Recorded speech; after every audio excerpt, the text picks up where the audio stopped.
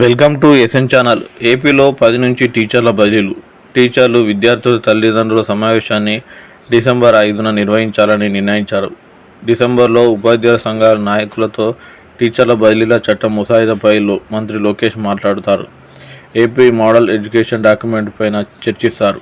వైకాపా ప్రభుత్వంలో తీసుకొచ్చిన విధ్వంసకర జీవో 117 రద్దు, బదిలీల చట్టంపై ప్రతిపాదనపై ఈ నెల 30న ప్రభుత్వానికి డైరెక్టరేట్ నుంచి పంపిస్తారు. సమ్మోటివ్ పరీక్షలు డిసెంబర్ 9 నుంచి 14 వరకు ఉంటాయి. పదోన్నతులకు సంబంధించి మొదటి విడతగా డిసెంబర్ 20 వరకు ఉపాధ్యాయుల ప్రొఫైల్ నవీకరిస్తారు. రెండో విడత జనవరి 20, మూడో విడత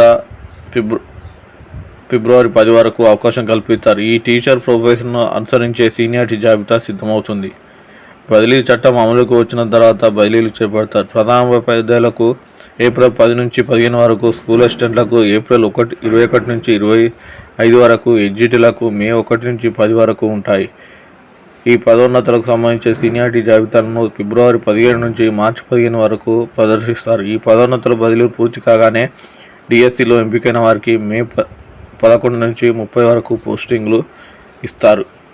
మరిన్ని అప్డేట్ కోసం ఎస్ఎన్ ఛానల్ను సబ్స్క్రైబ్ చేయండి. Thank you.